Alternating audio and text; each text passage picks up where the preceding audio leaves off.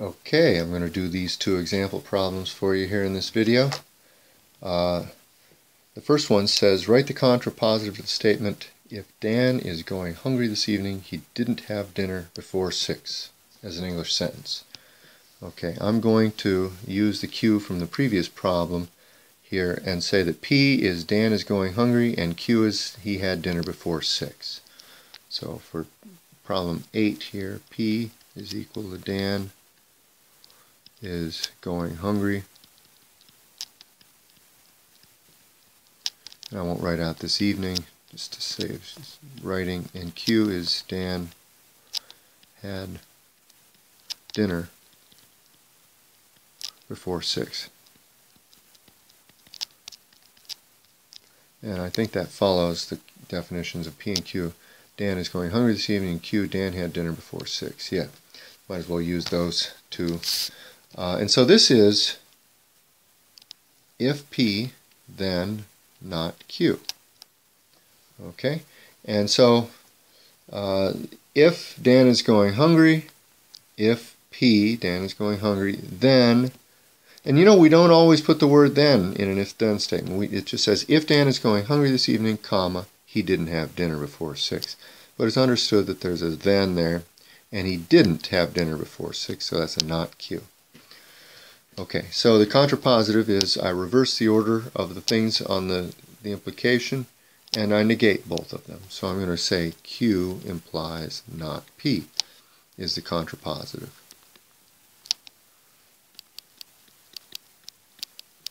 Okay, and now I'm going to write this as an English sentence. Q, if Q, then not P. If Dan had dinner before 6,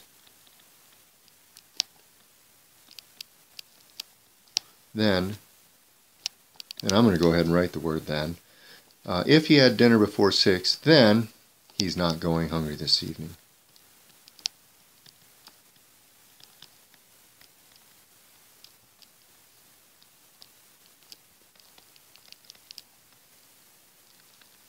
And you can see that this has the same meaning as the original statement. If Dan is going hungry this evening, he didn't have dinner before 6. If he did have dinner before 6, he's not going hungry.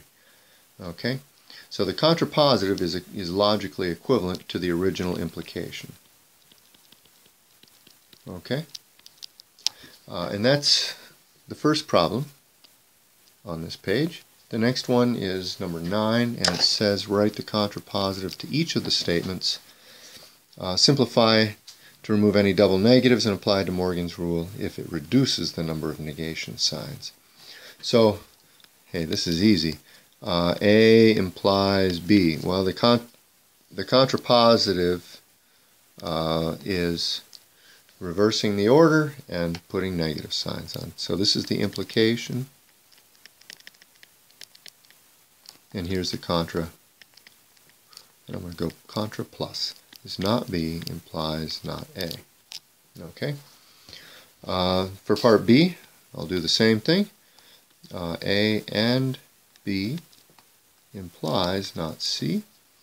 And I'll write the contrapositive as C implies not A and B.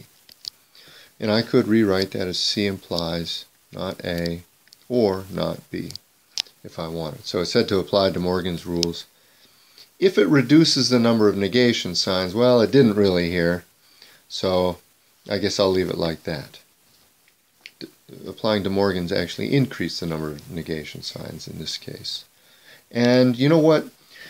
Technically, we don't have to put parentheses around the right-hand side here because it's understood that the ors are done before the if-thens.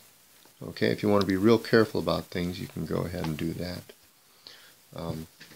That's the order of operations. And here's part C. I'll give myself a little bit of room here. C implies either not A, or both not A and not B. And when I write the contrapositive, so here's the contrapositive, it's not not A and not B. implies not C. And that will simplify. We will get fewer negation signs if we use De Morgan's on this left-hand side. And I'll get A or B implies not C. Okay? So that's how you do this one. So this is the implication, and this is a contrapositive.